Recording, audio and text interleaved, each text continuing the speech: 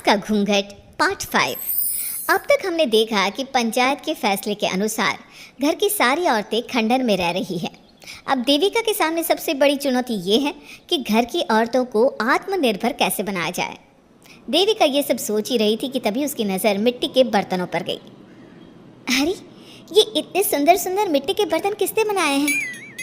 ये बर्तन तो माँ जी और चाची जी ने बनाए हैं। अरे वाह, इतने सुंदर बर्तन तो मैंने आज तक नहीं देखे। माँ जी, चाची जी, आपने ये कहाँ से सीखा? अरे बहू, ये तो हम बचपन से बनाते आ रहे हैं। ये स्टील, पीतल और कांच के बर्तन तो अब चले हैं। पहले तो मिट्टी के बर्तन में ही लोग खाना खाते थे। ठीक है, तो हम दोबारा से मिट्टी के बर्तनों में लोगों को खाना खाना सिखाएंगे। वीना दीदी और सुजाता भाभी, आप दोनों बताओ, आप दोनों को क्या क्या आता है? मुझे तो खाना अच्छा बनाना आता है, बस खाना बनाने के अलावा मैंने कभी कुछ किया ही नहीं। और वीना दीदी, आप बताओ, आपको क्या क्या आता है? पता नहीं, मैंने बचपन से यही सुना है कि लड़कियों को ये नहीं करना चाहिए, लड़कियों को वो नहीं करना चाहिए, इसलिए मैंने कभी कुछ किया ही नहीं। देविका, वीना को सिलाई, कढ़ाई और बुनाई बहुत अच्छी आती है। हाँ, आती तो है, लेकिन बहुत अच्छी नहीं। बहुत अच्छी भी आ जाएगी। अब देविका और बाकी सभी औरतें गांव में सबके घर जाती हैं और गांव की सभी औरतों से मिलकर कहती हैं, भाभी जी, अगर आपको अपने या अपने घर वालों के लिए कपड़े सिलवाने हो तो आप मुझसे ही सिलवाना। बहन जी, मिट्टी का चूल्हा, बर्तन या मटका बनवाना हो तो मुझसे ही बनवाना। मैं और विमला दीदी आपके घर के सारे बर्तन बना देंगे। भाभी, आप कभी किसी काम में व्यस्त हो और खाना ना बना पाओ ना, तो आप मुझे बता देना, मैं आपके घर के लिए खाना बना दूंगी। वो क्या है ना, आप तो सारा दिन खेतों में काम करती हो और कभी कभी खाना भी नहीं बना पाती होंगी, इसलिए। इस तरह घर की औरतें जी जान से अपने अपने कामों में लग जाती है। धीरे धीरे उनका काम बढ़ जाता है और वो अपने खंडहर को ठीक करने में लग जाती हैं। वहीं दूसरी ओर घर के सारे आदमी घर का काम संभाल नहीं पा रहे थे। अरे भाई कल्याण, चाय तो पिला दे, ज़माना हो गया अच्छी चाय पिए हुए। आप बिना घर के दामाद से क्या क्या काम करवाते हैं? अभी लाता हूँ चाय। कल्याण, तुम दामाद नहीं बेटे हो, इसलिए इस घर के सुख दुख, घर के काम और बाहर के कामों में तुम्हारा सहयोग तो होना ही चाहिए ना। इतने में कल्याण चाय बनाकर ले आता है। जैसे ही सचिन चाय पीता है तो उसके मुंह से चाय निकल जाती है। जीजा, ये क्या बनाया है, इतनी कड़वी चाय? इससे अच्छा तो करेले का जूस होता है। देख सचिन भाई, मैं तो ऐसी ही चाय बनाता हूँ, पीनी है तो पी, नहीं पीनी है तो अपने आप बना ले। मैं खाना बनाने जा रहा हूँ और अकेला नहीं बना सकता, आप में से कोई मेरी मदद करो। सचिन मेरी चाय की बुराई कर रहे थे ना, तुम जाओ अब खाना बनाओ। सचिन और मोहन दोनों खाना बनाने में लग जाते हैं। मोहन भिंडी काट कर कढ़ाई में छोड़ देता है और उसमें पानी डाल देता है। आपने भिंडी में पानी क्यों डाला? शायद पानी नहीं डलता, पता नहीं, लेकिन माँ ने कभी भिंडी में पानी नहीं डाला था। लेकिन बिना पानी के भिंडी बनेगी कैसे, मतलब गलेगी कैसे? बिना पानी के बनाएंगे तो चिपक नहीं जाएगी कढ़ाई से? पता नहीं, चलो देखते हैं कैसे बनती है भिंडी। भैया, कितने दिन हो गए ना अच्छा खाना खाए हुए। खाना तो सुजाता बनाती है, इतना मज़ेदार खाना कोई और बना ही नहीं पाता। सचिन और मोहन खाना तैयार करके ले आए। सभी आदमी खाना खाने लगे। खाना बना तो बहुत बुरा था, लेकिन किसी ने बिना कुछ कहे खाना खा लिया। तभी जोगिंदर ने कहा, घर की हालत कितनी बुरी हो रही है, जगह जगह जाले लगे हैं, 2 दिन से तो किसी ने झाड़ू भी नहीं लगाई घर की। हाँ, और घर में गंदे कपड़ों के ढेर लगे हैं।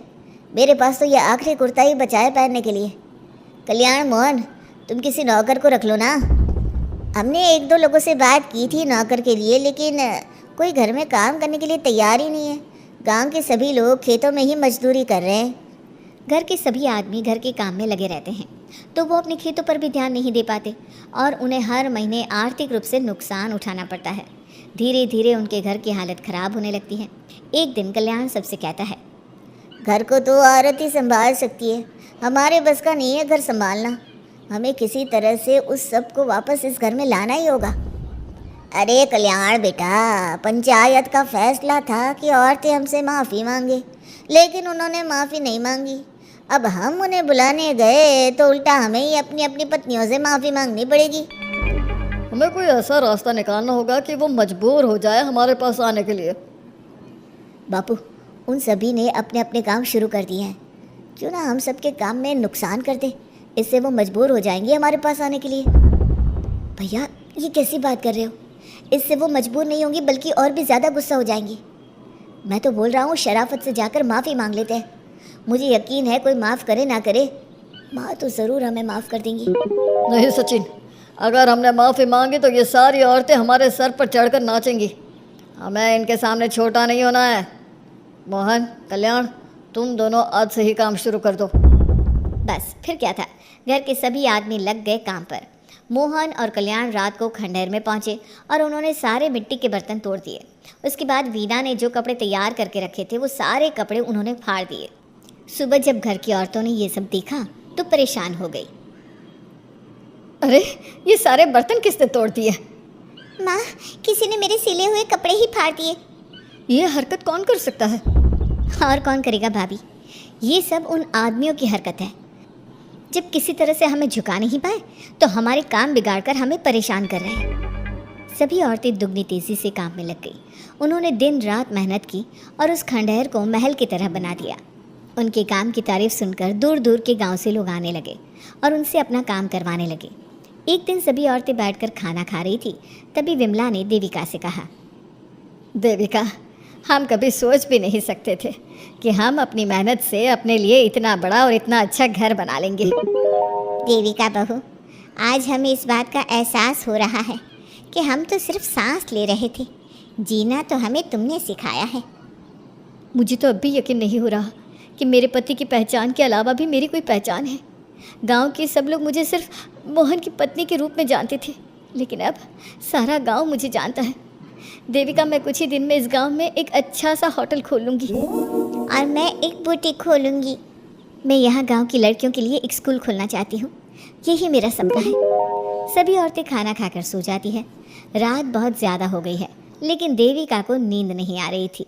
तभी उसे किसी के कदमों की आवाज़ सुनाई दी। पहले तो देविका थोड़ी डर गई, लेकिन उसने हिम्मत करके उठकर देखा तो उसके सामने सचिन खड़ा था। सचिन, तुम यहाँ क्या कर रहे हो? कहीं तुम मेरा कोई नुकसान तो करने नहीं आए? मेरे पास तो किताबों के अलावा कुछ नहीं है, फाड़ना चाहो तो फाड़ सकते हो। देविका, मैं तुम्हारा कोई नुकसान करने नहीं आया हूँ, बस तुमसे माफ़ी मांगने आया हूँ। क्या? रात के अंधेरे में चोरों की तरह तुम मुझसे माफ़ी मांगने आए हो? प्लीज़ देविका, माँ और चाची को समझाओ कि वो बापू और चाचा जी से माफ़ी मांग ले और तुम सबको लेकर घर आ जाए। सचिन, तुम भी तो अपने बापू और चाचा को अपने साथ ला सकते थे ना, और माँ और चाची से माफ़ी मंगवा सकते थे ना। प्लीज़ देविका, मुझे माफ़ कर दो और घर चलो। कैसे माफ़ कर दो सचिन?